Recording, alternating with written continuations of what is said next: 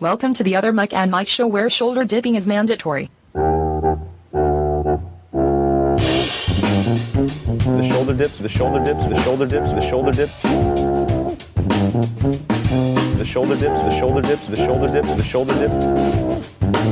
Listen to me, Mike. Your self-esteem is low right now. The shoulder dips, the shoulder dips, the shoulder dips, the shoulder dips.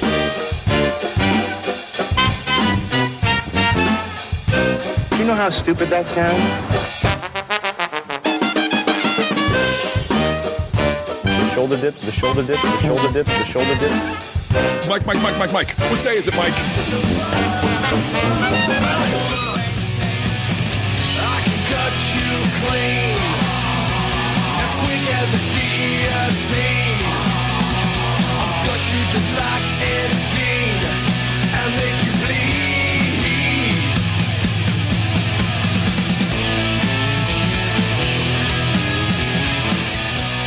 It's a little clip from my pals in number 13s, baby. Oh, yeah, you've spoken about them before. Love them. Love those guys. A song called Bleed. It's one of my pal Chuck's favorite tunes.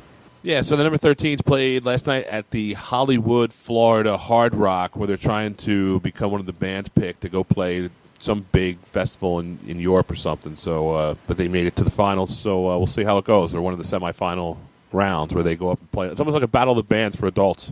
Right. I used to love those. Remember when you were a kid, battle of the bands, you go into the school, and you always have like those half of retards, don't know how to play any instruments at all. I remember when I was in high school, I don't know if it was so much a battle of the bands as it was like a talent show, right? Right. And I remember I got up there by myself. I took my acoustic guitar up. I put a microphone in front of my acoustic guitar, and I did like an 8-minute solo. Just like an 8-minute, I did some improvising stuff. I thought it came out pretty good. You know what I mean? Right. I got close to a standing ovation from the auditorium. After me, the high school choir, we're talking 30 people came on after me. They all held burning candles and sung like Silent Night, and I lost to them. Oh, my God. That's a fucking disaster. Like, how do you compete with a 30-person choir? That shit was fixed, man. They just didn't like me because I smoked pot and I was a dick. That shouldn't even be allowed, right? Oh, man, it was the Ridgeway Choir. Or the Ridgeway Choir. That's a town I grew up in. But no, it was the high school choir. But you can't even lose to Silent Night, for Christ's sakes. Holding candles. They had ambiance. They had like a light show. I had a big bright stage with a metal chair that they hit people with in wrestling and a microphone and an old-ass guitar. Terrible. And they win, Terrible. Awful. I used to always love you always have those kids who think they know how to play and they come out and they try to play a Message in a Bottle by the Police. Like something outrageously hard to play for a 3-piece band, especially for a bunch of 15-year-olds. Right. And they come out and it's like they think they're playing Message in a Bottle and it sounds more like, just garbage. It just sounds like the teacher from the Peanuts. Like drunk reggae. Exactly. Yeah, I mean, I definitely heard people like that, and that's why that when I always played something that I knew that I could play, that I knew that I could. Mary Had a Little Lamb. I don't even know if I could play that. Come on. Anyway, before we get into it, the Other Mike and Mike show, I'm Mike W. And I'm Mike T. And this is episode 28, I think. I'm terrible with that. I don't even know what episode of any show I ever do. I do this, I do Nights of the Octagon, and I every week I get the wrong number. You would think I would look for like 3 seconds beforehand. Actually, I think it's episode 29. Okay. I'm not 100% sure either. I'm actually going out to the site as I'm speaking this. Awful. Yeah. This is awful. It's really bad. I don't pay attention either. I don't pay attention. No. And it was funny that we had a listener from the Kodo show. And I had some guests on, and somebody wrote on these guys. This guy was on show number 2, and I said, "What? No, that can't be." I had to go back into the archives, saw he was on show 2, and we sent the guy a gift for listening all that time because we didn't even know the guy was on the show before. Right. It's like, holy shit, dude! You got to get a life. You listen to us on Monday nights. That's a disaster. That's like 2.5 years of your life you'll never get back of Monday nights. You guys have a good show, though. You really do. It's a good mix. I mean, we've changed it up recently. We got a whole bunch of we're like the Wu-Tang Clan of MMA. So it's excellent.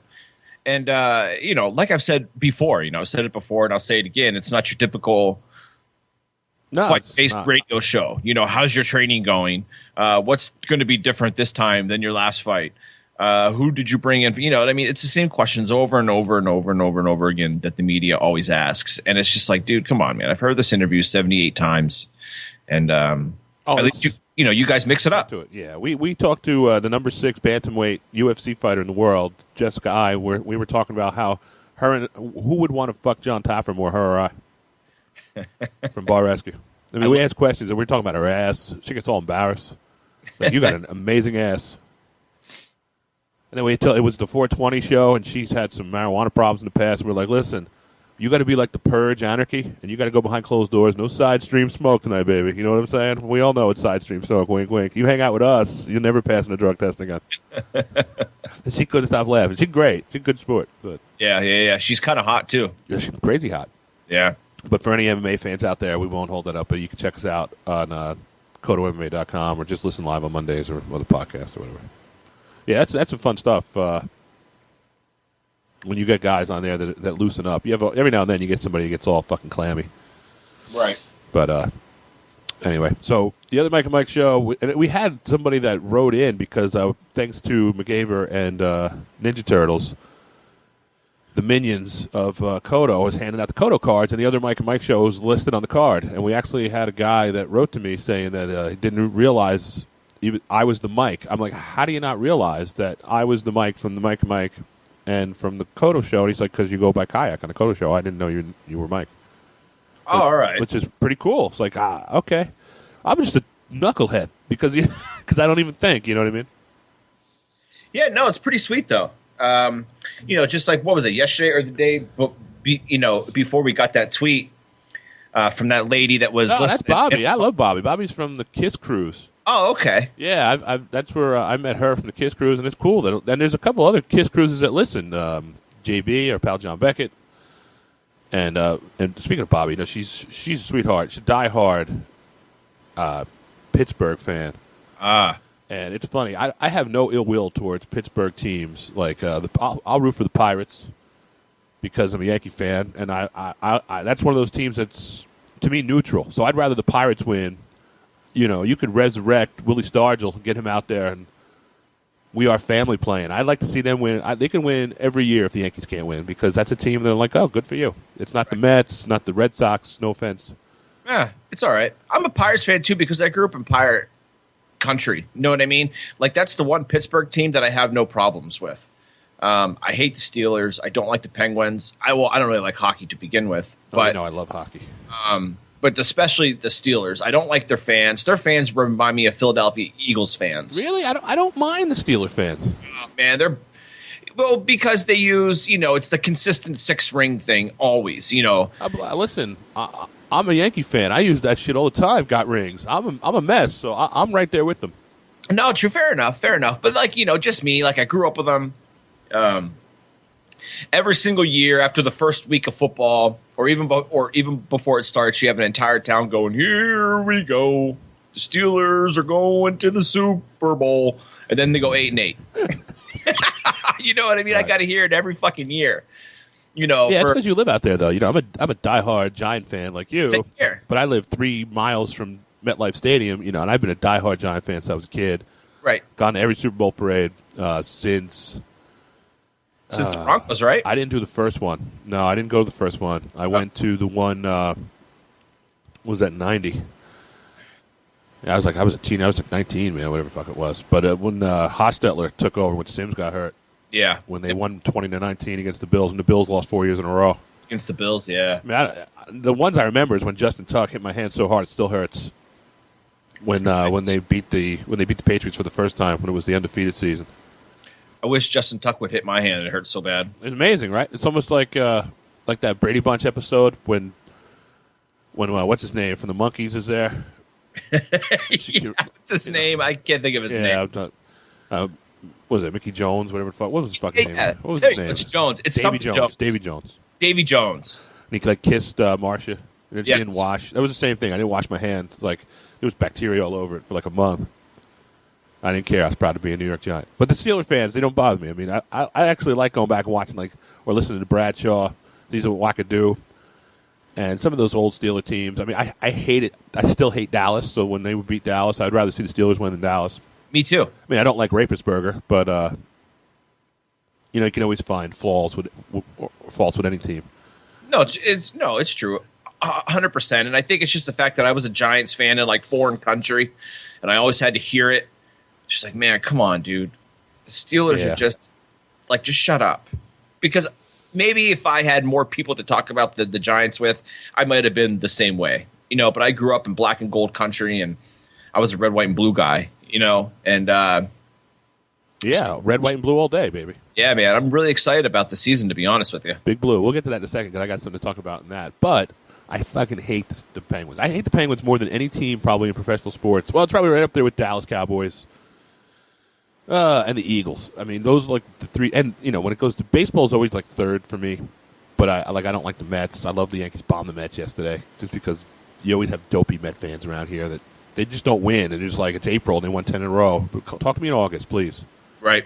And then and the Red Sox, just because of the rivalry, and I just don't like Boston in general. But with the Penguins, I've always had respect for the Penguins for years. Don't get me wrong. As a diehard hockey fan, I had season tickets from '97 until the second lockout, and I refused. When we locked out again, you keep taking my goddamn money, and then you don't. We had a lockout like 7 years prior, so we wouldn't have to have a lockout. And I've probably ranted about this before because I'm still bitter.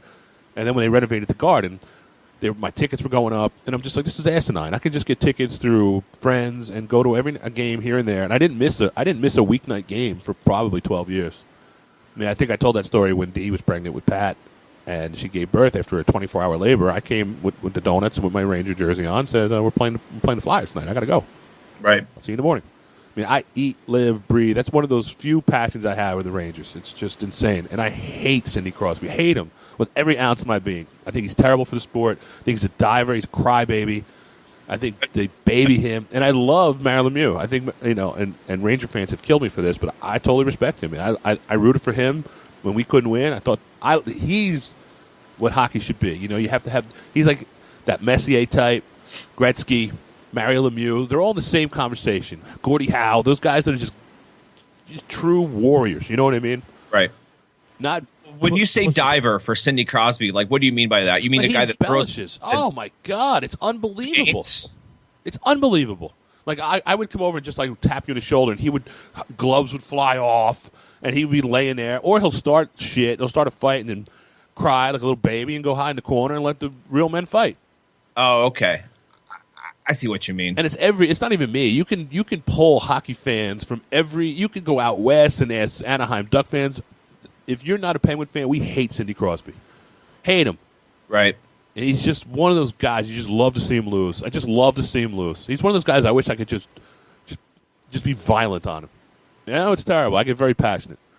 And if he's gone, I probably wouldn't care. I'd probably root for them because I don't want to see the Islanders win. I don't want to see the Devils win. I want to see the Flyers win. I used to root for when Mario Lemieux was there and like when Yager was young. I used to root for them because to me they were neutral. I don't look at them as a rival, but I fucking hate Sidney Crosby. Hate him. I have friends that have 87 jerseys with Diver on the back name. His number with Diver. He's just such a baby. So this goes out to Sidney Crybaby because my wife got me this fruity cookie yesterday, but it was delicious. I'll tell you, it was like a gluten-free vegan cookie from this bakery in Manhattan. Dude, it was outrageous. I put a picture up. It was like a Ranger cookie. And every round I do something to celebrate. Usually it's booze, but this year I'm trying to switch it up. But I ate that cookie last night after I had a massive erection from this. On it now is Moore. Spins back in the corner. Looking down low for Hagelin. Carl Hagelin walks it, but shoots. Carl Hagelin, the overtime winner. And the New York Rangers are on to the second round of the Stanley Cup playoffs. That separation, no switch call between Lovejoy and Crosby. Crosby was trying to help out for Martin, and that's when Hagelin creates that separation, and he just whips it right by Marc-Andre. Yeah, I think the neighbors called the cops again. You lost your shit when that happened. Oh, it was out of control. Yeah, like Dee goes in the other room. She can't handle me, especially when it's overtime. I'm throwing things. I'm yelling constantly. Kids locked the room. They put like 2x4s up and they board themselves in like it was a zombie apocalypse. Yeah, that sounds like me, and I'm sure you too. When David Tyree cut that ball. Oh, are you kidding? I think I punched whoever was next to me just in a mad fist pumping lunacy. I think I fractured a jaw of a pal. I'll never forget that. And then it was Mario Manningham the next Super Bowl that made that crazy catch. Down the sideline. Yep. Amazing catch. Yep. Amazing catch. Excellent. Yeah. So, I mean, obviously we didn't win much. I mean, but we beat Sidney Crosby, so I'm very happy today. So that's good. And, and now you're on to the next round, and that's a good thing. Yeah, and I'm kind of pulling for the Islanders. They're banged up. I would love to beat them. I hate them. I think we match up better against the Islanders than we do with the Capitals. But listen, it's what makes playoff hockey great. I just love, and win or lose, I still love it. I can't help it. I used to go there. I don't get in fights anymore like I used to. Although my wife doesn't go anymore. I told that story when I got in a fight against the Boston fan, made him buy us dinner. I can't do it. I got my ass whooped in Philly. I got gang beaten. It was crazy. I could have been like that guy Stowe out in San Francisco, got brain damage. These guys were stomping on me. Really? Yeah, they kicked my ass, man. I was like destroyed. I had to get stitches. Yeah, I had like 10 guys fighting me. And I went home and called the fan, and it was Steve Summers was doing the overnight time. He's like, Michael, repeat after me. Rangers in 7. And we fucking lost in like 5. It was just terrible. Right. Terrible. That was when I lost my Stanley Cup hat from like 1994. I've thrown it out from a hat trick. It was just a disaster. And, he was always drinking too much. You know what I mean? Just a mess. Right. But I love hockey. Anyway, moving on. And the number 13s. I got to see how they did last night. And I'll tell you, a side note, I told you my birthday party next year, 45th birthday party. My birthday's April 8th, but we're looking to do it April 2nd, 2016 in Dallas. Because April 3rd, the Sunday night, is WrestleMania. So, like, a lot of my pals are going to be in town. Got the Beckett's and all these other knuckleheads that are from the Kodo page and all that stuff that, listen, they're all going to be in town for WrestleMania. And I'm thinking about, like, we're going through a list, midlife crisis problems. We're going through a list of what bands we can hire. For the party? Yeah, like Dee's pals with Phil Lewis from LA Guns and Brent Muscat. Her and Brent Muscat chat all the time. And she was like, I talked to the manager, and when she threw the number out there to have these guys playing LA Gun set in Chuck's backyard, it was, dude, I've spent more at a dice table. I'm thinking all in. I said to Chuck, halfsies? What you should do is contact Dean Ween. Yeah, that'd be sick. Aaron Freeman, have him come out play. That would be sick. Yeah. And we thought about the 13s as well. And then all of a sudden, Chuck's like, I'm going to look into permits. We'll be set. We're going to be putting something over the pool in the back and putting up a sound stage. I mean, it'd be insane. So, like, this is going down at his house. Yeah, we're going to do it in his house. And we're going to have, like, I think Ninja Turtle and McGaver are going. I think the whole entourage is going. T Baggins is going. It'll be insanity. You'll have the Beckett's there. There's a whole slew of folks that'll be there. Other Kiss Cruisers we've already talked to. And we're going to have a full, huge rock party, like an all-day festival to celebrate the birthday. I'm going to be destroyed. And then the next day is WrestleMania. The next day for me would be a recoup day. That'll be like two jars of Pepto and a case of water. Right. So WrestleMania is in Dallas next year. Yeah, April 3rd, 2016. At Dallas Stadium, at that big stadium, I'm assuming. Yeah, it's either there or it's in the arena. I don't know. I don't know enough about it, man. I haven't watched wrestling since like the Iron Sheik. Right. Something like wrestling or something like WrestleMania is always in a stadium. And like because they like set record numbers, man. Like they were. What's that big stadium and that big dome up in Detroit? Like the Silver Dome or whatever it is? Silver Dome or something like that. I'm not sure what's up there. But they had an attendance of 92,000 people. Oh, it's probably the Michigan Stadium where the no, college, it's not where the college team plays. Oh, I forget what it's called. But anyways, like they had like 92,000 people there. That's insane. That's a lot of mayonnaise sandwiches. Insanity. It's a lot of inbreeding. MMA could only wish. Oh, I agree. That they could fill stadiums like that. And I was joking with my pal Eric Piscini, who I'm rooming with on the Kiss Cruise. We were chatting, and he was getting all mad at me because I'm just like, dude, I like Brock Lesnar. He was getting punched in the face for real. I can't get into the wrestling. I want to see guys get knocked the fuck out. Right. or get tapped out, or watching him getting his head rocked. Such a big chiseled dude. It's all fun and games. He get punched in the face. Right, 100%. By another big dude. I used to be a big wrestling fan too, and I'm not. I haven't watched it in years. I tried watching it like a few weeks ago. I tried watching it. I think a couple years ago, I went to a buddy's house and watched WrestleMania. Like, it was just an excuse to drink on a Sunday, right? So that's you need an excuse, really, Mike? Sometimes. I don't need no excuse. But no, I can't get into it anymore. I don't even know what's going on. You know, I turn it on. I'm like, dude, I swear to God, I saw this storyline 20 years ago. It's just with different people now. I'll watch again with my pal Alvin, another Kiss Cruise pal. When he gets into WWE, I'll be all over that. I'll have the Absolute Alvin shirts on, and I'll be all into it. He wrestles. He does, and he does it locally, like a regional, almost like it was like Cage Fury or right, like a regional or someone else that you don't give any credit to. But awesome. Yeah. But he's awesome. I mean, he has the it factor. I tell you, and he's dedicated himself. He's gotten he's like all chiseled now. I give him a lot of credit, man. He's a lot of willpower, a lot of dedication. A lot of working out and a lot of good nutrition, and he's got the whole game down. He does that whole thing, man. I don't know how they do it. I really don't. You beat the shit out of your body doing that stuff, especially big guys like that. Right. But I hope he gets in. And we were talking about how he's applied to them twice, and they've contacted him. So I'm hoping he gets the call, and then I'll be all into it.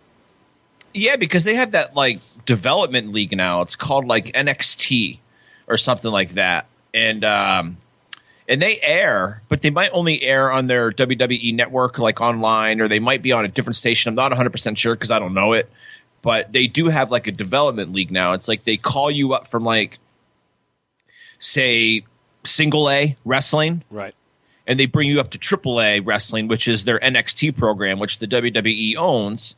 And then they throw you into storylines there. They see how you do. They see what the fan reaction, because it's all about fan reaction, right? Honestly, it's about talent. But if you can't get over with the fans, you're never going to go anywhere. Absolutely, you're going to be a jobber. You need that stick. You really do. Because they want ratings. They want people to watch. And if you're not a guy that the crowd cheers for, the crowd wants to see, you're not going to make it very far. That's just the way that it is. And that's fine, because it's the entertainment industry. It's entertainment, and if you're not entertaining people, you're never going to make anything. Nobody wants to see it. Absolutely, 100%. Like one of the greatest guys of all time was Stone Cold Steve Austin, man. You know what I mean? Like he just crack a beer and spill it all over himself. Yeah, he was a beer guzzling redneck, and people loved it. He was. Well, look at The Rock too. I mean, The Rock too. The Rock was amazing though, but he was an amazing Still is. Yeah, people strudel. Yeah, loved it. Like there's some scenes where, that was the age that I watched a lot of it. They called it the Attitude Era, I think, and like when The Rock came on, like he did like a real interview where he said that he improv'd 95% of his interviews. He said that they gave him like a subject matter, and then he just went with it. Yeah, but he had that it factor. He most certainly did. He still does. I know him, and I don't even watch, but I still know what The Rock is cooking. Absolutely. And he turned into a pretty good actor. He was the highest paid actor in 2014. He made over $1 billion. And a side note, Sir Governor, we have so many, everybody has a surname. Anybody that ever had to do with, back in the days when I did like Nights at the Clown Table, who I've gotten asks if you and I could once a month or once every 6 months do a clown table and bring it back like on the DL. People were reaching out. Well, Sir Governor used to go there, used to be on the show every now and then, and he went to the Rock's house Rock has a house on the Jersey Shore, and it's like Dwayne Johnson. He just wasn't even putting two and two together, and he was I think it was wiring cable or something. And when you ring the doorbell, he said, it's hard not to get starstruck when the Rock's answering the door. Right. He's got a big mansion. You go pulling up, and you're thinking, oh, this fucking guy, Dwayne Johnson. I'm like, my thing would be like, is this the Dwayne Johnson? But he rang the bell. He said he's there, and the Rock talked to him, and he got all the memorabilia out, and he said he snapped him off a humongous tip. And he said, I really don't want to take this. No, man, you earn it. You guys are working hard. Go out and get yourself like something real nice. And he's like, dude, he was a sweetheart of a guy and the most generous tip he's ever gotten. Right. And I was like, yeah, I love hearing that. Me too. You know, Me too. give It back. makes me respect people even more. Absolutely, and then Yep. give the people eye. Yep. Yeah, what's crazy about The Rock is if he never would have gotten injured in college, he would have went to the NFL. Yeah, he was a stud. He was a stud in Miami at the Hurricanes. And So was what was the other wrestler? Goldberg too. and Goldberg was a stud. Actually, he did play in the pros. He played for the Falcons, I think. Goldberg. Yeah. He played. He was at the Hurricanes too. I think he was in Miami, wasn't he? That I don't know the answer to, but I definitely know that he was drafted by the Falcons, and he played there. I think he got hurt, couldn't play again. And The Rock, I think he blew his knee. I think it was a knee problem, and then he never went to the NFL. And Well, good. It's good for all of us. So we get to see Pain and Gain or whatever it is. Yeah. all those disaster movies that he does. Yeah, but he's pretty good now. He's not a bad actor. If he gets a more of a serious / action role, Agreed. He's really not bad. I liked him in that movie when the one with Johnny Knoxville when he was just kicking people's asses everywhere. Yeah, when he came back to the casino. Yeah, awesome. Yeah, that was a good movie. That's a great veg out and just zombie watch. Yes, it was. Yes, it is. And just real quick, I mean, hopefully, all to tie this up in a bow before we move on, if my pal Alvin gets any, I told him we were out drinking. I love having the people close. And every now and then you get together with these folks in between Kiss Cruises. If this is the last Kiss Cruise and the wife's not going, then we'll talk about that when it gets closer. But, we got to find something else for the local people or somewhere to get together because I'll miss those folks. They become like your rock and roll family. You know what I mean? But I said to him, and we were hammered, and I said, when you make it to the WWE, I'm going to be in the front row with a huge poster. You know how those people have like white trash and they're all pointing out. My poster's going to say, "I remember you when you were getting blown by 400-pound ball chicks on Kiss Cruise 2." And we couldn't stop laughing. He couldn't breathe. He was like, "Dude, you're a dick." I was like, "No, I'm gonna have it professionally made. And we're gonna roll it out so you can see it from like space with like just a picture of like me blowing you." Excellent. Amazing. That's funny. Anyway, real quick, oversensitivity. I just want to point on this. Everybody's always saying everybody's too sensitive today, and people are not politically correct. And I'm not even going to get into what started me on this. But I'll just briefly mention it. Jesse Spector, who's somebody who I've read since he covered the Rangers for a while. He wrote for the Hockey News, Sporting News. Still writes for it might be the Sporting News. I follow him, so when he posts his articles, I just read them. And him and I have chatted online. He was supposed to come on the clown table, and we shut it down. Okay. And he puts up this thing where he asked Bettman, who's the commissioner of the NHL, a question about sexism in the NHL. Because when Corey Perry, the star from Anaheim, was touching the puck in Winnipeg, every time he touched the puck, they were chanting Katy Perry. And he said there's a lot of things in the league that are done, like in the Islanders, there's always like homophobic stuff. And I said, and my thing is, and Bettman's response was, I think you're taking it too literally. I think when they call a goaltender a sieve and they chant something, nobody says anything about that. And then another reporter said, well, a sieve don't have feelings. And his response is, this is part of the game. It was pretty much like, put your shoulders up. Right. What's the matter with you? And I was showing Dee, the wife, and some of her friends, and they all like, that's part. We love that. I don't find that. And Dee's as girl power as they come. You see the knucklehead post that she puts up, and she's at the UFC gym kickboxing, and then she's going weightlifting today. She's all about the girl power. Right. And she's like, that's part of the fun for me. Not the anything that's like a hate crime type thing. But she says as a power woman, I don't find that. I find that hilarious.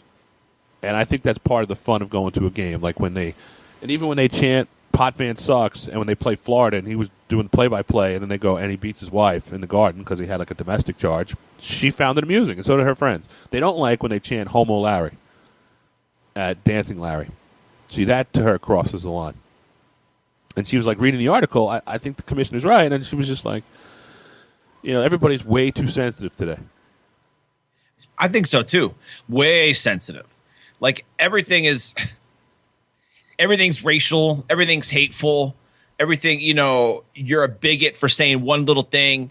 If if I say something's gay, like, oh man, that's fucking gay. If that happens, oh, you shouldn't use that word. And you're right.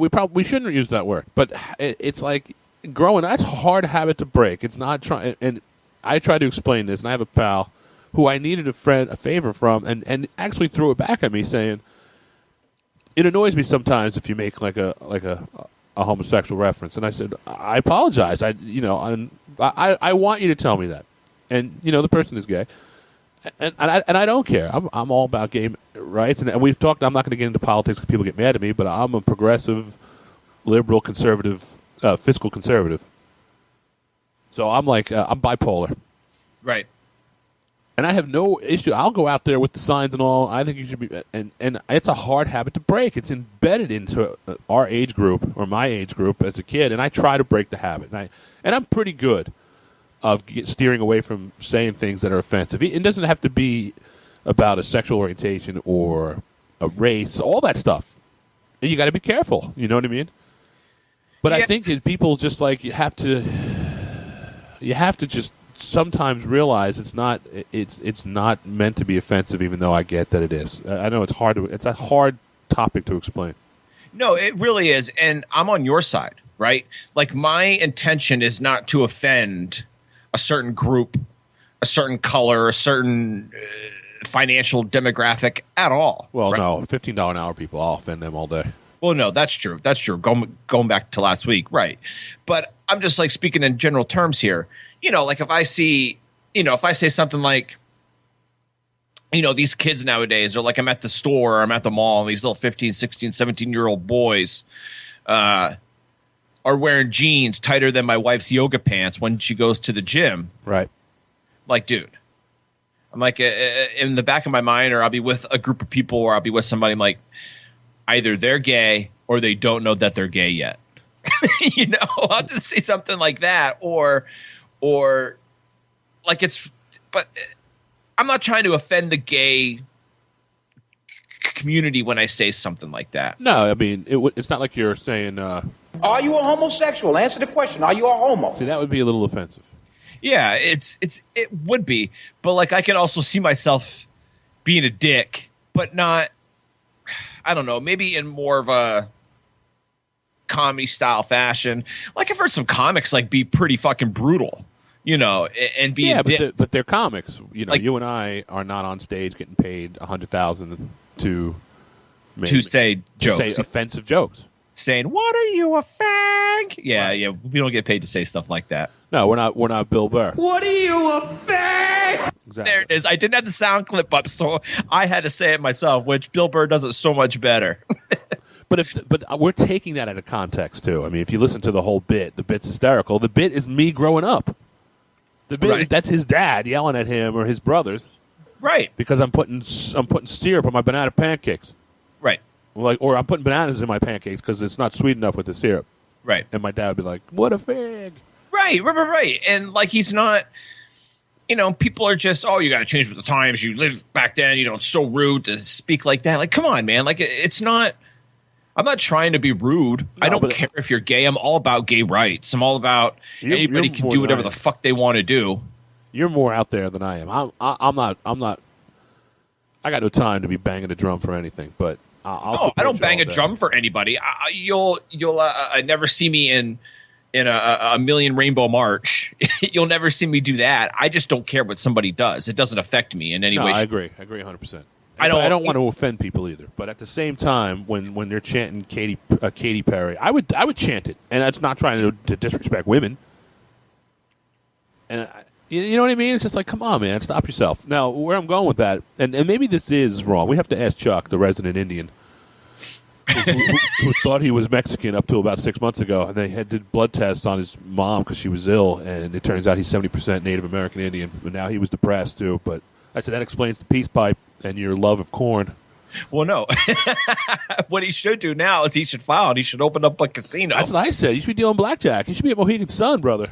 Man, tax-free because of the bloodline, because of the heritage, tax-free. You own a casino, make millions, just millions and millions, and make stupid money. It'd be amazing. It'd be amazing. Like, come on, man. Take advantage of it, But I'm curious that, and where I'm getting with this is there's a movie that Adam Sandler's doing right now. I don't know if you saw this. I saw it, and the 10 or 12 Navajos walked off set. Exactly. A dozen Native American actors walked off his movie. He's doing a comedy. It's called The Ridiculous Six instead of the Magnificent. I can't even speak today. 7. Right. And the script calling for Native women's names to be called Beaver's Breath and No Bra. And it's made for Netflix. I shouldn't even be laughing. But one of the actresses said when I began doing the film, I had an uneasy feeling inside, and I was so conflicted. We talked about our concerns, and they told us, if you guys are so sensitive, you should leave. And one of the actors actually left. But nothing's changing. I mean, they were trying to tell people that, listen, this is what it is. And they're like, well, you don't realize how offensive it is. I don't know. I mean, that's a rough call. I mean, Sandler's one of those guys. I mean, he signed I don't know if you know that. He signed a 4 made-for-Netflix movie deal. I didn't know that. Where he's doing 4 movies. And this movie is not shabby. I mean, this movie's starring Will Forte, Taylor Lautner, Steve Buscemi, John Turturro, Nick Nolte, Luke Wilson. They're all in this. Rob Schneider. Right. And they're all out there and they're making fun of Indians. Listen, I understand, but you got to know that's what you're getting into. And there's going to be movies out there that people are always going to find offensive. And maybe this is something that I don't know. I want to see the finished product to see how bad it really is. Yeah, but it goes back to what we just said about 5 minutes ago. He's a guy that gets paid tons of money to be a comic.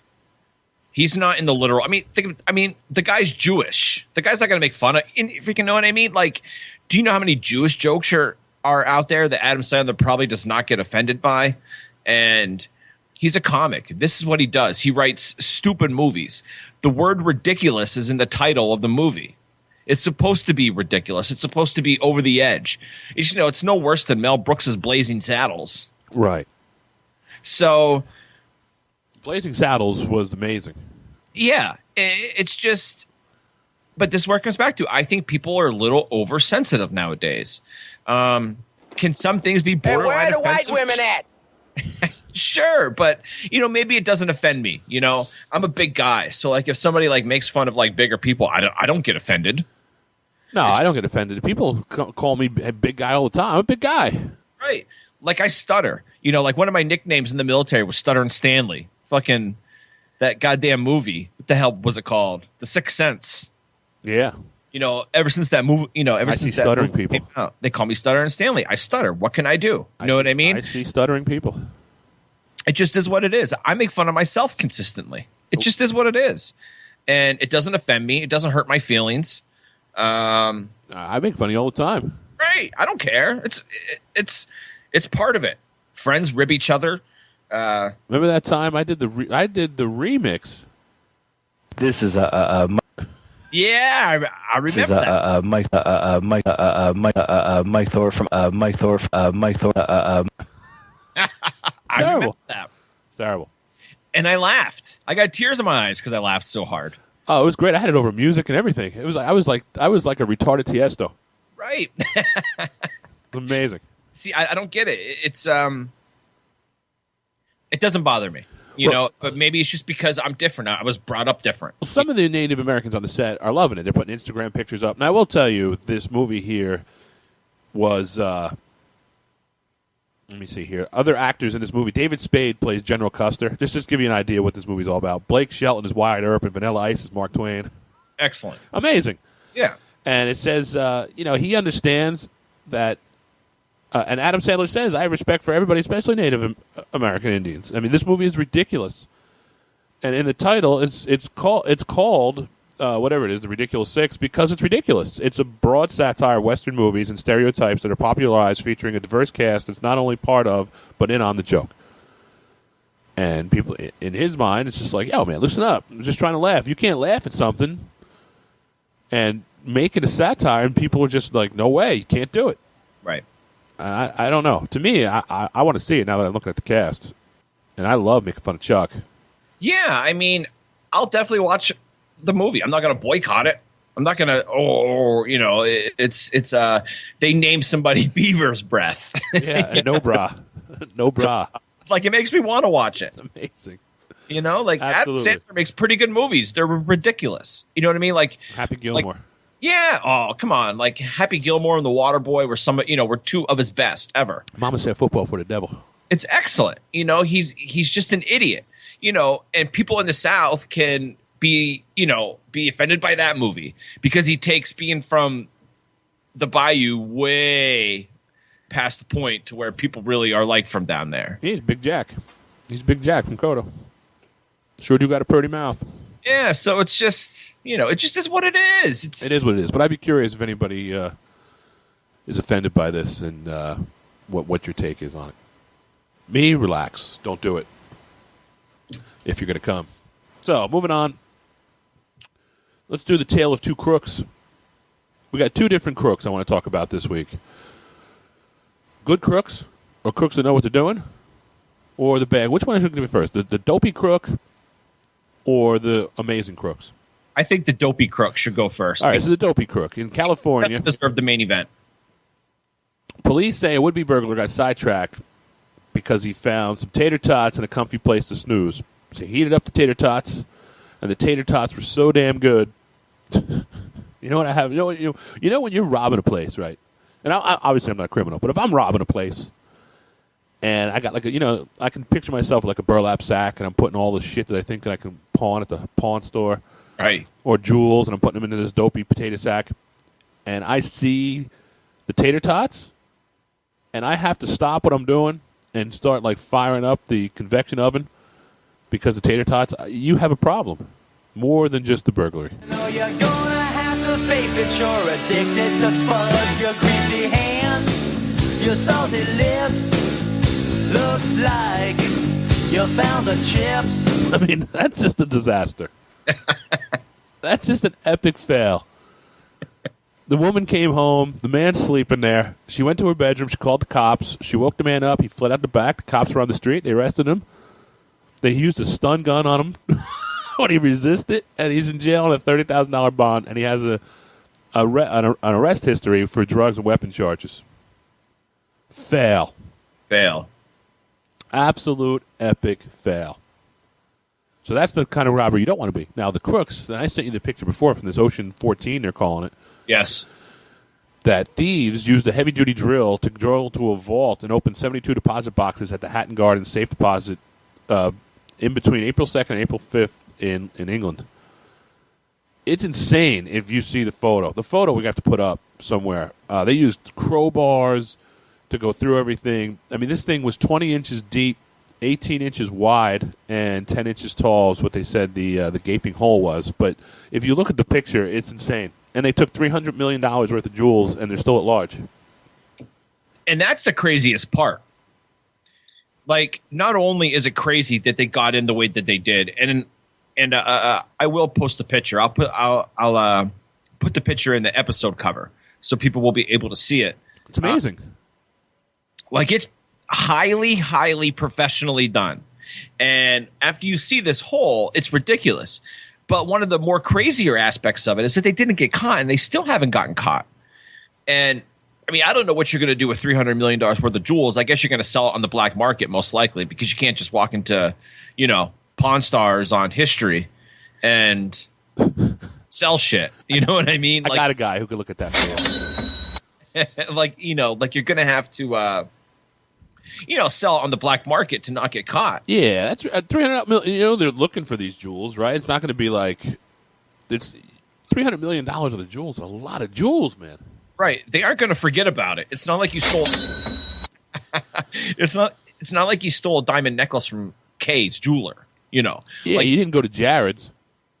He definitely didn't go to Jared's to get $300 million worth of jewelry. We're talking. You made a Subway down there. Right. Like, we're talking some pretty serious stuff. I'm sure. Like King Tut's tomb. You're coming out with a sarcophagus. Like water bottles made out of 24 karat gold. And right. You're taking like the size of your balls. You're talking about like a pearl necklace that would fit on King Kong. Correct. When you're talking in the price range of $300 million, that's insane. Insanity. And I don't know what's going to happen. I don't know where they're going to sell it. I don't know what they're going to do with it. I don't even know how they got out of there with $300 million worth of jewels. It says here, many of the boxes were uninsured. That's even worse. That's unbelievable. The hours of forensic work and inquiries that have been vital to ensure that we were able to exploit all investigative opportunities to their fullest extent and assist us in identifying these individuals if possible is a situation that has become frustrating. This is unbelievable. It really is. They say they disabled a second-floor elevator and used the shaft to get into the basement. They forced open shutter doors in the basement and bored holes into the vault wall. And they have no clue. It's inconceivable the criminals had... They think they had inside information from the police because they said it's inconceivable they couldn't have done this without some kind of inside help.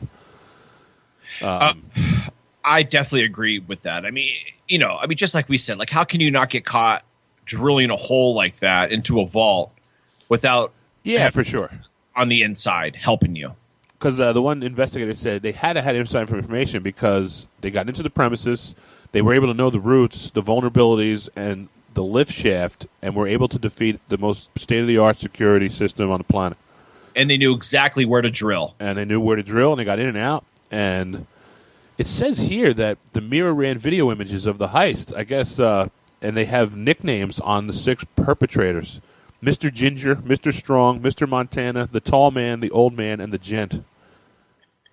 And they called him the Gent because he was wearing a beautiful pair of shoes when they robbed the place. This has movie written all over it. Yeah, they're calling it Ocean's 14. They have them on camera. They just can't see because they have masks and stuff on. But they got in there and they stole it and they got out. And there's no physical evidence. There's no fingerprints. And it says here that investigators are baffled. It's amazing. It really is. Like, I'm baffled. Like, I don't condone, I don't condone breaking the law at all. But when you hear a story like this, I'm blown away. Yeah, me too, that this could happen in this day and age. And somebody's going to have to chirp. Somebody will start squealing. That's, and that's what normally happens when there's multiple people, right? Like, one day somebody's going to have a few too many shots or a few too many beers or whoever did help is going to wind up dead. Right. And then they're going to kind of lead it back. Correct. Like someday this employee of this place is going to just get clipped and that's it. It ends there. I mean, if it was us, and I'm not saying that we would ever do something like this, but yeah, I would get the silencer in the 9 and we would wait for that guy in a dark alley. We'd just put 2 in the kill zone and keep walking. Right. And that ends that just ties that end of the rope off. You got to cut all the ties. That's it. You got to tie up all the loose ends and Yep, just like Robert De Niro did in Goodfellas. Jesus Christ, spit it out, Stanley. It was bad. That was a bad one. That was a terrible one. It was a terrible one. This is probably why I can never get a full-time gig in radio. Like, dude, come on, man. Your half-hour shows will be 45 minutes. Yeah, you're stuttering John. Nah, I'm kidding. But you're right. It's just like that. But that's what you have to do. I mean, right. That or you just don't eat any tater tots. Fall asleep because you don't want to get caught. Yeah, it's crazy. All right, so moving along. Let's do some news. You have regular news. We're going to do a whole thing on Florida. I have all the Florida. Let's do your news first. All right. Well, first and foremost, archaeologists found, for all of you weird and sensitive types and conservative types out there, not like political party, just conservative people. Here we go.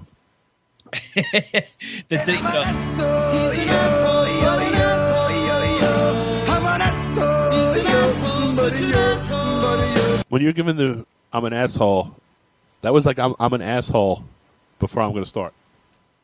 No, I'm not going to be an asshole whatsoever. I'm just saying that these people who are weird about sex or think adult stores and things like that are bad,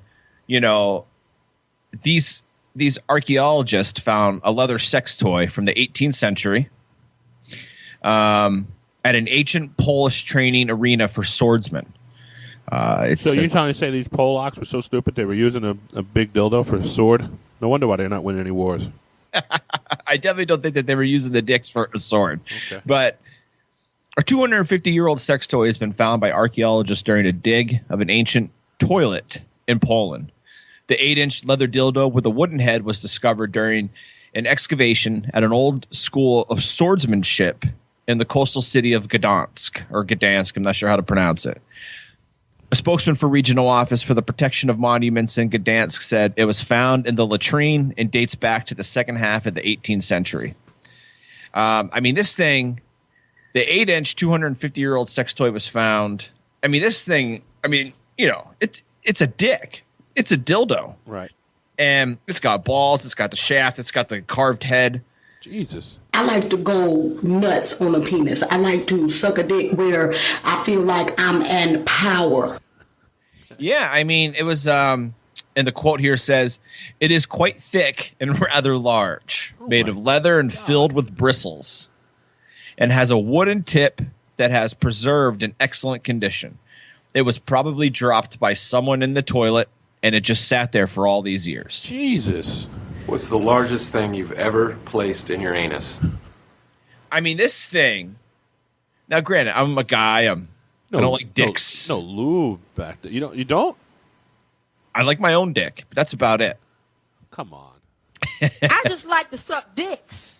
But I mean, people have been, you know, I mean, women have been sticking dildos in themselves for obviously a couple hundred years or however old this thing is. I eat cock for breakfast, lunch, and dinner. I mean, it's unbelievable.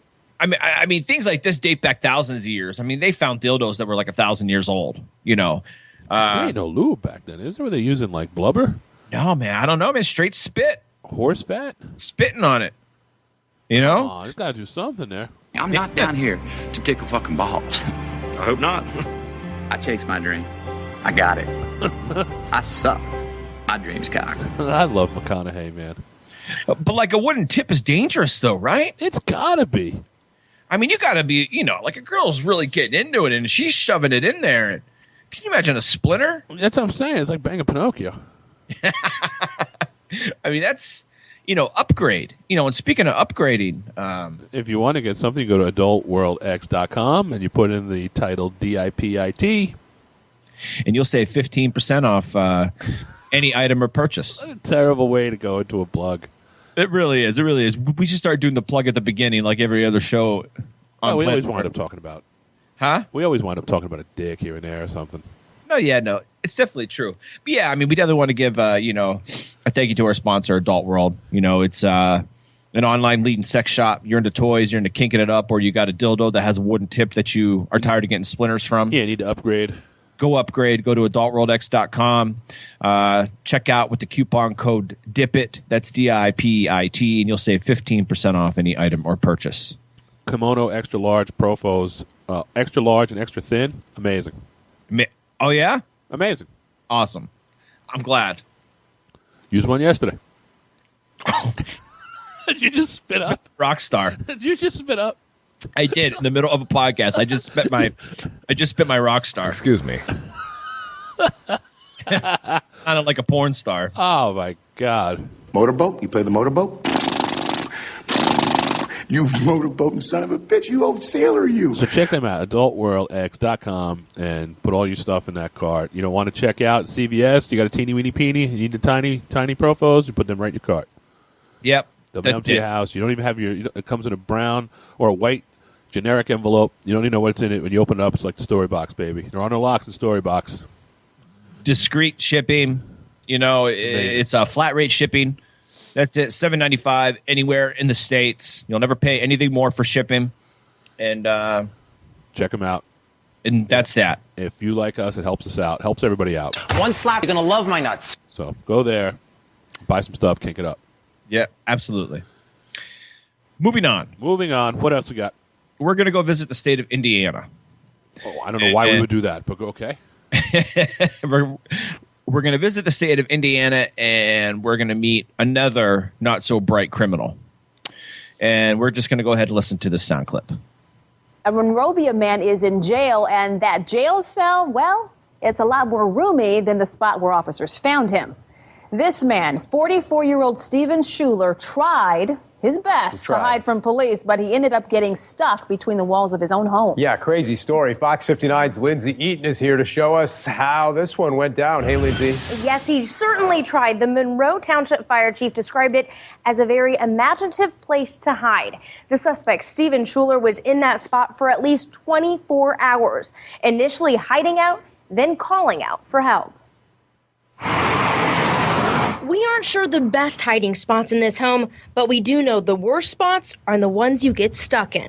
I wouldn't have thought that someone would hide in a wall, but I guess if you're going to hide someplace. On Monday, officers with the Morgan County Sheriff's Department came here to arrest 44-year-old Stephen Schuler. They didn't make entry into the house. They met his ex-wife coming out of the residence, and were advised that he wasn't at the place. She doesn't live there. Officers say she was just picking up some of her belongings. The next day, they drove by the place and saw her again, and she stopped them. She's like, he's not going to be happy, but, he's trapped in the wall, and we need your help. This is where Schuler was trapped for more than 24 hours. He somehow wiggled his way through a 16-inch spot, then made it all the way down, a 6 to 8 feet drop. The officer did try to pull him up and was unable to do that through the attic portion, and then that's when he called the fire department for assistance. Next thing, the sirens were coming, and the fire trucks pulled up, and I thought, well, okay, but didn't seem to be any flames anywhere at that time. Jenny Blankenship lives right across the street. She heard the rescue going down. And once they got the chainsaw, they went back into the house, and you could hear the chainsaw running from out here. Firefighters had to cut part of the ceiling to get to him. 5 minutes later, Schuler was out and in handcuffs. One thing's for sure, you can't hide. If you're going to get caught, they're going to catch you. I mean, if they want you, they're going to get you. Especially if you're stuck and have nowhere to go. Exactly. Now, you can hide and you can avoid getting caught. But why you would try to force yourself in a 16-inch opening trying to hide from the cops, I'll never know. Yeah, it makes no sense. I mean, 16 inches is not very big. It's not very wide. Like, I can never fit in anything 16 inches to begin with. The jokes are endless here. They really are. But I don't get it. There are so many bad criminals in today's day and age. Yeah, tater tots and tiny spaces. I mean, that's... Come on. Come on, dude. Like, at least be, if you're going to be a criminal... Be a smooth criminal. Correct. Be a smooth criminal. And not the Alien Ant Farm version. No, gotta be the MJ version. Gotta be. Because Alien Ant Farm is horrendous. Right. Gotta be the Kid Toucher version. Correct. I don't know. Terrible. Fucking just stay out of Indiana. Indiana's trash. Next. Yeah, next. I don't know. So let's go to China, right? And let me tell you what. First off, I didn't even know things like this happened. And it might be the most epic way to celebrate someone's death. But the Chinese government is stepping in and saying no more. Let's go ahead and listen to this. Now, China's elderly may have to get used to funerals without strippers. In March, photos of a shockingly sexy memorial featuring 6 topless ladies went viral. Investigators held the man who hired the erotic dancers for 15 days and then fined him $11,000. According to the Ministry of Culture, the strip teases are an ongoing and common problem, and they wanted to stop. In 2006, China's Central Television uncovered several so-called funeral performance troupes across the country who offer exotic dancing and scantily clad ladies for more than $300 a show.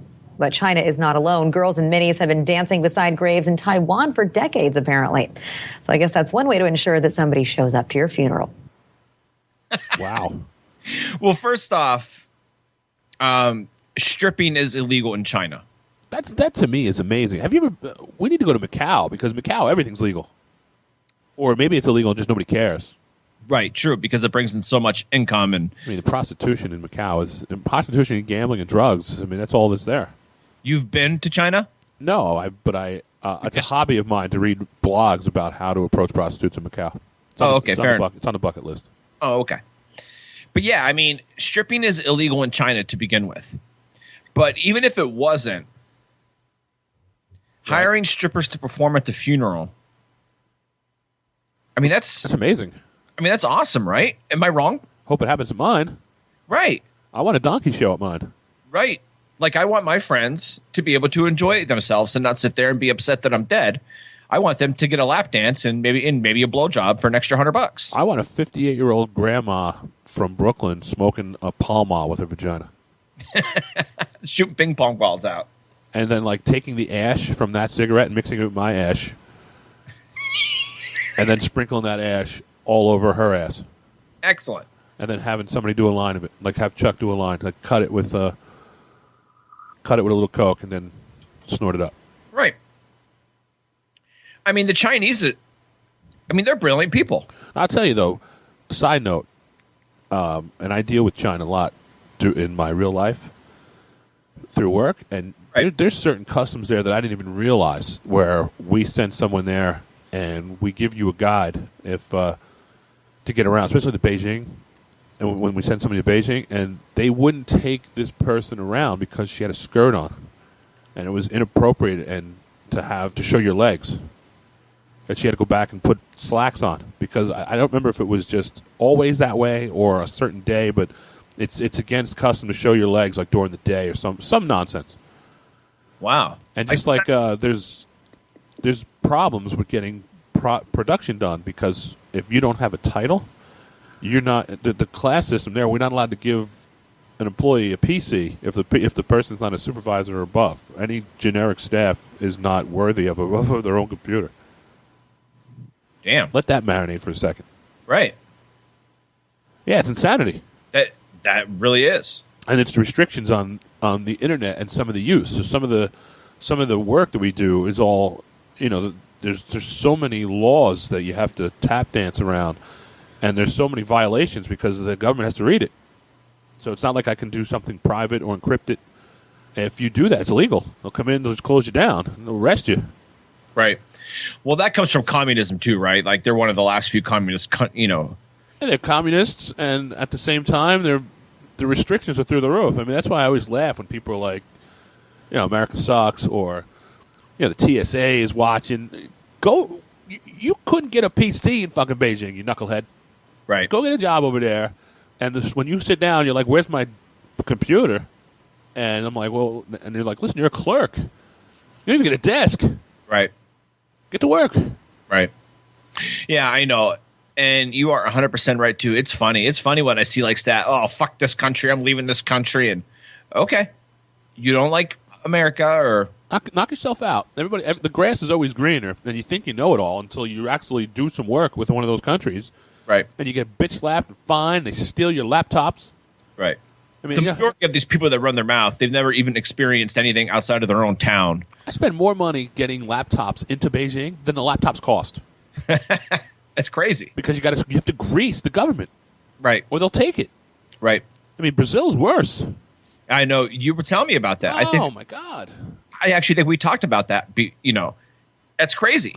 But at least Brazil will give you a PC. Right. But if you're a nobody, you don't even get a hat. You don't even get the funky hat. The rice hat. Right. It's terrible. What's wrong with you? Yeah, I don't know. If I had one of those hats, I would just pretend that I was Raiden in Street Fighter. Oh, in Mortal Kombat. Yeah. Raiden wins, baby. Yeah. But yeah, like these crazy people that share things. Oh, fuck America. We're going to this. We're going to that. We're going to shit. Well, let me tell you what, man. Why don't you just go ahead and move to China, North Korea? Oh, you can't just move to North Korea. I'm just saying. But even some of the European countries, everything has its pluses and minuses. Right. And people are like, "You never take my guns away." Where are you gonna go? Right. Canada? They don't allow them there. England? Same. Australia? Nope. Yep. Where you going? Russia. Yeah, good luck. Move. You want guns? Go to Russia. They don't even allow their punk rock girls to sing in the streets. Right. Now I'm very pro-gun, but if they ever were never not, if they ever try to take the guns away, like you're not going to go anywhere because the majority of the world has taken them away. Most of these countries are socialist / liberal style countries, and you can't have fucking guns. That's a whole show. You can move to North Ireland, fucking Northern Ireland, join the IRA, and then you can get a gun. Hey, laddie. The Protestants must go. It's crazy, it just is what it is. Yeah, good luck wearing go to Protestant territory in a green shirt. See how that goes. Right. Yeah, it's crazy. People have no idea what goes on in the world. Right. They have no idea what's going on outside of their own town. They don't know what's going on outside of Grey's Anatomy with McDreamy dying. Right. I didn't even know that show was still on the air. And I had more people on my feed crying the blues over the guy that was in Can't Buy Me Love dying in like a car wreck. I said, what is wrong with this? What is happening here? I know. I thought the show was off the air. I didn't know that years was still ago. on. Yeah, how is that still on? It's got to be, 20 years? Seriously? I remember the guy who had the heart problem on the show with the blonde, who everybody hates. The blonde that went to movies and everybody couldn't stand. Nobody went to go see her movies. Right. But when the guy, I don't remember his name on the show. I didn't really watch, but I remember that there was a whole to-do at the time where the guy had a heart problem, died, he was in love with the blonde. And I saw him on the one train. He was reading the script, and that guy fell off the planet. He was hot for like a minute. And I remember leaned over, and I was like, they killed you off, huh?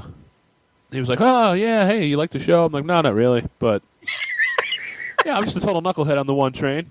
Just drive the one train in New York for a day and see how that goes. That was the same train where it's one of the most popular trains in Manhattan, but that was when the first time I was on it was when the guy started pulling his penis out and spraying it with VO5.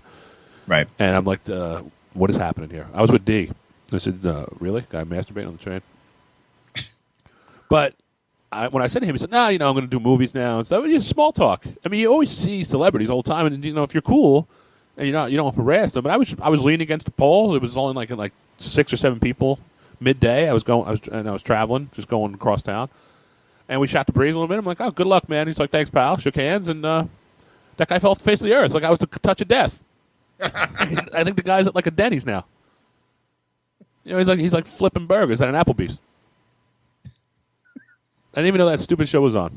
No. Me either. And these same people that are crying over Grey's Anatomy are the same people saying, I'm going to move out of America because it's getting crazy and people are way too sensitive.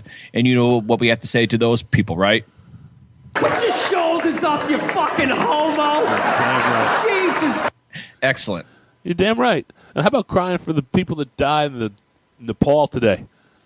I didn't even know. Yeah, like 150 deaths, an earthquake. They won't cry over that. But McSteamy or McDreamy or whatever the fuck his name is dies, the world's coming to an end.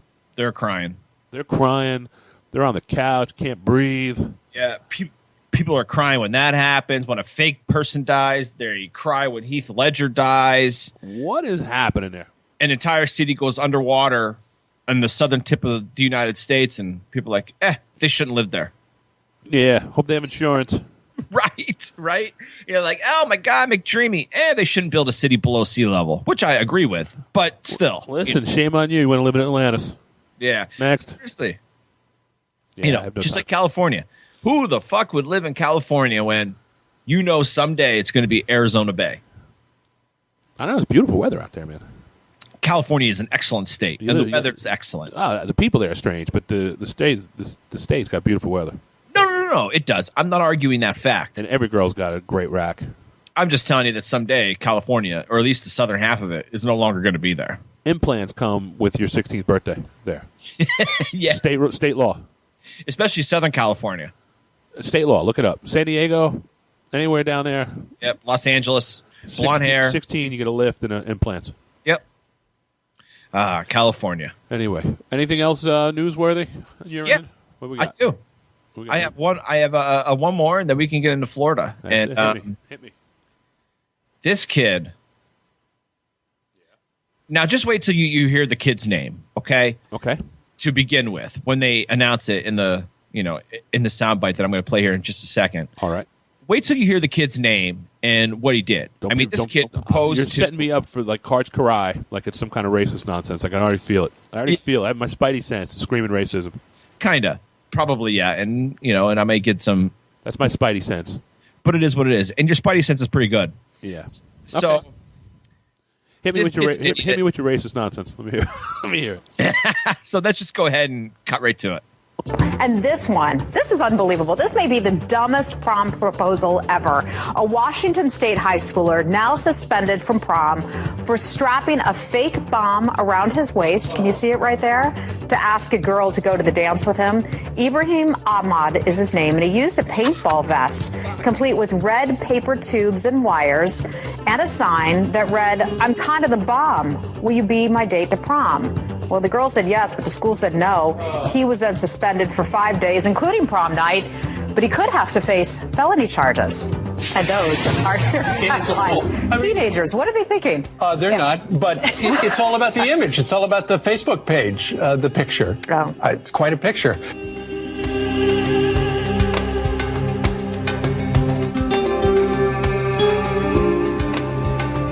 I guess the music was a little much.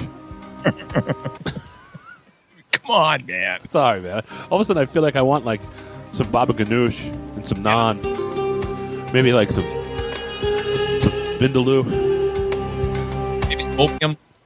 Maybe some opium. Yeah. But come on. Cut off a head. I mean, that kid's a moron. Yeah, absolute retard. A fucking moron. And I may be, all right, I may be doing the stereotypical. I bet you he makes an amazing cucumber and tomato salad. Bet you it's amazing. Or like some liver, chopped liver. Anyway. But yeah, I mean, I'm going to be stereotypical for a second too. I mean, he's Middle Eastern too. It's just, come on, man. Like, what are you thinking?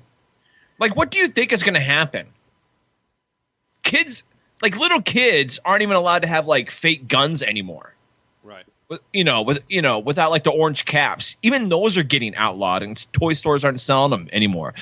What do you think's going to happen when your Middle Eastern ass walks into school one day with a fake bomb tied around you, just so you can ask a girl to the prom? You're lucky Chris Kyle's not still alive, because you're probably taking one in the kill zone from 1.5 miles away. Yeah, that fucking weirdo would have taken him out from 2,000 yards away. Exactly, and he would have just been calling his wife and crying, "How's the baby doing?" Yeah, I still haven't seen the movie, but no, I haven't either. I'm just making ridiculous references. Yeah, because like that's what. Come on, man! Like, don't be an idiot. Like, that's just lack of common sense. Like when your wife Dee last night sent that message to both of us, right? And she was like, I can't stand people that lack common sense, and that's common sense. This kid lacks common sense. Now, granted, my response was, I like them because it gives us something to talk about and people to make fun of. Right. And that's exactly what we're doing. But in the grand scheme and the reality of the situation is you just don't do that. No, absolutely not. Not in today's day and age. You're lucky you don't get clipped. Yeah, I mean, you don't do that. I mean, you have a kid there whose dad was in the military or something, right? Or was in Afghanistan or in Iraq, and you do that. I wouldn't feel bad for the kid if he got the shit beat out of him. I would say don't be an idiot. No, I agree. It's fucking crazy. It's stupid. He's a knucklehead. I hope he goes to fucking jail. Or they send him and his parents back, Oh, my God. Tell me how you really feel. I just did. Sorry. You sent him to jail with Howard and Kumar? Yeah. You know what I mean? You boys ready for your cock meat sandwich? Well, you better get hungry real fast, because I got a whole lot of sandwich waiting for you. Hope you boys like extra mayo.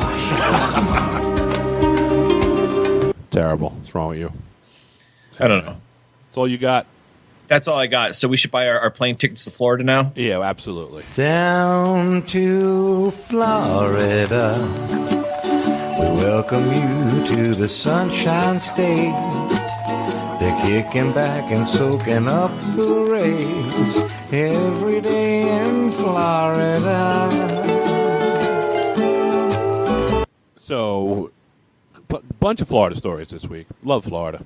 Love Florida. Self-described Floridian American Jada Clark was filed an expletive-laced legal brief lambasting U.S. District Judge Willis B. Hunt for dismissing. It sounds like she's a Floridian. Yeah, that sounds. She looks like a Black Princess Leia when you see the picture of Jada Clark. The brief embedded below opens with "fuck this court" and everything that it stands for. I'm not filing any legal documents, but I can think that's not going to go that far. when your first word is the F-bomb in a lawsuit, that's probably a disaster. It's probably just getting thrown out. Clark's brief comes in response to Hunt's dismissal of her civil case that she filed. She was charged with trying to break her child's father out of prison. What has happened down there? I don't know. She was never prosecuted. She responded with a suit claiming that her rights had been violated when she was detained and questioned by police. You're trying to break somebody out of jail Leia. Leia. It's Princess Leia. Did you see the picture of this woman? I did. It's like Princess Leia was in a tanning booth for like 7 days. Like she was in like some kind of science explosion. Hunt dismissed the case on the grounds of Clark's co-plaintiff, Jason Joseph Clark, also known as JJ, whom Tama Clark identifies as her husband, did not sign the complaint. In the Clark brief, it says it contends the judge and your fuckery. This is what it says in the brief. And your fuckery by stating that the case is dismissed for good cause and an absence of opposition. However, you have not shown any good or legally valid cause, and you know it. That's amazing. When you put fuckery against the judge, yes, it's amazing. Clark's impassioned argument for states' rights is riddled with such outbursts, as seen in the brief below. And there's the brief is titled "Fuck This Court," which is amazing. And I'm not reading the whole brief, but it's absolutely amazing. If we want to put a hyperlink or something up to this. Yeah, I mean, it's an amazing brief. I mean, you read this, and it's a great read. If you just want to, for anybody who's a reader out there, it's like a 9-page brief, and it's hysterical. It's just like reading this. It was almost like Key and Peele wrote this. Like if Key and Peele were suing, and they would put this together. You know what I mean? I mean, does she think? I mean, maybe she's just not smart enough to. I don't know, man. Put something legitimate together. It's a man, baby. I have no idea. But I mean, she can't honestly think that's going to go anywhere, right? Or maybe it was just her way of venting or something. But that's another person with no common sense. That bitch is crazy. But I bet she loves to suck dick. I bet she does. They will fuck for food. They will suck a dick for some food. They will suck a dick for some money. Absolutely. They will suck a dick up until they hiccup. Anyway, so just check that out. That's amazing. All right, next Florida story. A Florida police officer arrested on suspicion of purchasing cocaine reportedly told arresting officers. Let me read that again. A Florida police officer arrested on suspicion of purchasing cocaine reportedly told the arresting officers the crack is not for me, it's for my wife.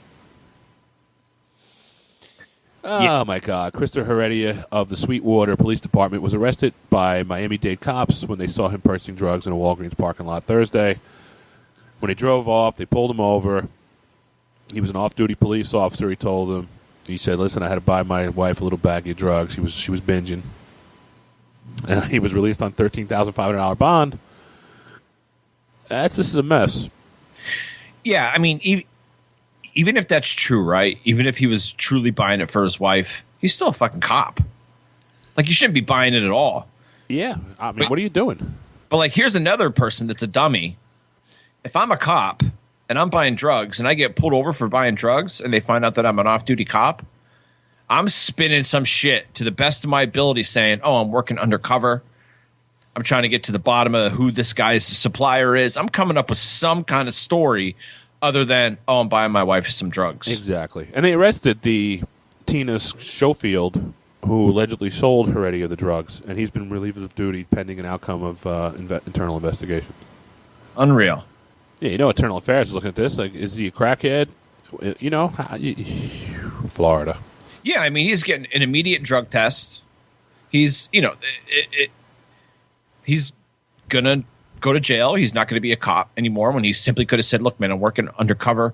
I can't give you the details of the operation due to confidentiality. Dude, you're a knucklehead. He was charged with purchasing cocaine, possession of a controlled substance, and possession of drug paraphernalia. They also found bags of cocaine on the driver's side floorboards as well as Xanax pills. Well, then take away everything that I just said. Wackadoo. Wackadoo is right. Whack-a-doodle-doo. All right. Florida grandma in a bikini was arrested for drunk driving. First of all, the Naples woman, Patricia Ebel, E-B-E-L, she's 49 years old, with her 10-year-old grandson in the car. Oh, my God. The bikini-clad woman and the boy had just finished being in the swimming pool. And I'll tell you what, I'd go there. So would I. I posted this out on the... I mean, she had a body on her? Yeah, I posted this out on the othermics.com. I posted this. God damn. It's like that's a raging gilf. Yeah. All day. Yeah, someone had commented on the article out on Facebook, and saying she looks pretty good for a grandmother, and I responded, "Well, does Florida? She might be in her 30s." Yeah, I mean, she's 49. Yeah, she's 49 with a 10-year-old grandson. She was hammered, driving a car in a bikini, in a Mustang, taken to the hospital. I mean, her body says like 25. I mean, that face says crystal meth, but the body says all right. Right. And that's why that there's sexual positions that you don't have to see your face. Right. You got to put that face down. Yeah. Face down, ass up. That's the way we like to fuck. That's unbelievable. Two Live Crew. Yeah. Where's Luther Campbell? Luther Campbell be all over this. I think also from Florida. He is. Another Floridian. Yep. I think they are from there. Amazing. Anyway. And the last story I have about Florida is this dopey head guy. Let me play this video. Be no controversy over whether it's safe to kiss a snake, but you'd be wrong. 18-year-old Austin Hatfield from near Tampa, Florida, told his friends he took a liking to a 4-foot-long venomous water moccasin, so he kept it as a pet. Then he couldn't resist trying to give it a little kiss. The snake had other ideas and bit Hatfield right on the mouth. They said that they had to, ventilate him so he could breathe because of the swelling, and that was the first thing. Is he gonna make it? His friends say Hatfield is still recovering. They're just happy he's still alive. Hatfield now facing charges of keeping that snake illegally without proper permits or a cage. Okay, give the guy a break on the charges. He suffered enough. No, I disagree. This guy's a retard. I agree 100%. He's suffering because he's an idiot. He deserves to get the full extent of the law in this one. First of all, he captured the water moccasin, kept it as a pet, and then tried to kiss the damn thing. Come on. The thing bit him, highly venomous. He went from 1982 Vince Neil to heroin bloat 2014 Vince Neil. Yeah. If you guys haven't seen the picture, you'll see it later. But if you haven't seen the picture yet, oh my God, it's night and day. You can't even recognize this kid. He swallowed himself. Yeah. Right. I mean, they had to ventilate him. He was so swollen. Right. I mean, this kid is an idiot. Just total dope. Just total idiot. He deserves anything he gets. As cruel as that may sound, fuck this kid. He caught one of the most venomous snakes in America, and he tried to kiss it. Kept it as a pet. Come on. And he's making out with it. Come on. And when he gets fangs to the lower lip. I mean, imagine if this kid was old enough and he had kids. And the snake got, and it bit one of the kids. I mean, the kids wouldn't survive. No, it'd be dead. One of the kids would die. There's no doubt about it. Dead. DED. Yeah. I don't know how he's not dead. And then you see all his knucklehead friends. And you just like, that's just wear the condoms. Yeah. You got all these fucking knuckleheads down there like posing with him with his big swollen Macy's Day Parade head. Right. It's like, yeah, he on a ventilator. It's amazing. And this, I think I actually commented on one of those posts on a Facebook, and I just simply said, "This is why I'm pro-choice." Exactly. This is the perfect reason. Some people just shouldn't breed. No, this guy's a knucklehead. Yeah. Anyway, let's wrap it up. Thanks for listening again this week. Check out theothermics.com. Tell a friend. Tell somebody. Give us some love on iTunes and Stitcher and all that other stuff. Interact on the Facebook page. Just go to our website. All of our social media is on there. And if you want to get kinky, check out adultworldx.com and put DIPIT, DIPIT, in the box, in the promo code, and you get 15% off the order. Yes. Anything else going on? No. Like I did last week, I'm going to leave us off with one of my tunes. Any preference of what type of tune? Started with a little kiss, frustration. What do you want to hear? I actually kind of like the name. It started with a kiss. All right, that was our first single off the album, so I'll leave us with that. It's got a little breakdown by me talking about the girl that I was dating at the time, or the girl I was dating before the wife, when it turned out everybody was banging her, my grandfather, everybody else. So that's a little fun. Check that out. It's back when I was in the band Gotham City Swing. So until next week, I'm Mike W. And I'm Mike T. And it's the other Mikes. And we love to dip it. D-I-P-I-T. Excellent. Bitches. See ya.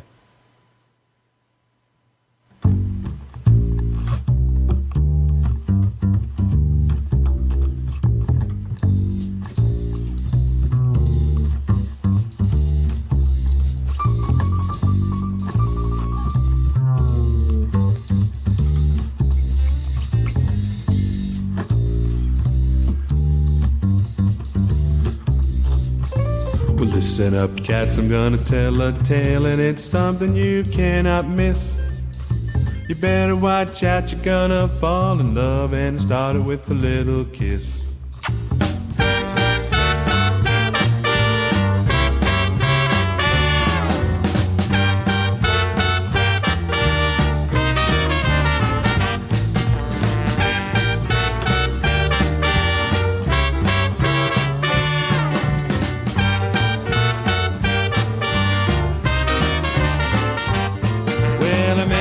Girl last night, who would ever think the two of us would fall in love after just one drink?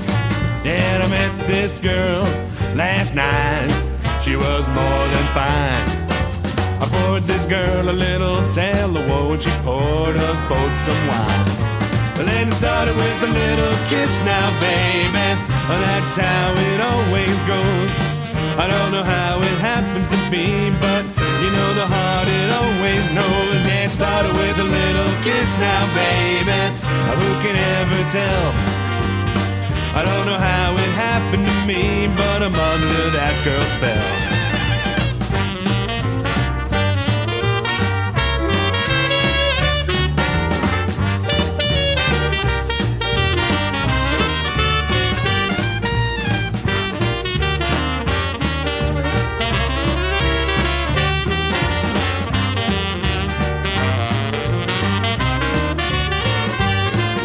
I met this girl last night, and she already changed my life. I told all the boys here in my gang that one day she'd be my wife. Yeah, I met this girl last night. They told me to slow down. Slow down! I thought she was a little angel of a woman. They said, see, no, that bitch sleeps around. And started with a little kiss now, baby. That's how it always goes. I don't know how it happened to me, but it seems the heart, it always knows. Yeah, it started with a little kiss now, baby. Who can ever tell? I don't know how it happened to me, but I'm under that girl's spell. Yeah, let me tell you, I met that little lady, and she was so fine. I brought her home, I showed her my parents, and I thought I was gonna marry that woman. But then it turned out that all my boys had been with that woman, and my grandpappy had been with that woman, and everybody. Now I'm going crazy. I said, the football team is with her, and the whole state of California. Holy moly! 1, 2, 3, 4.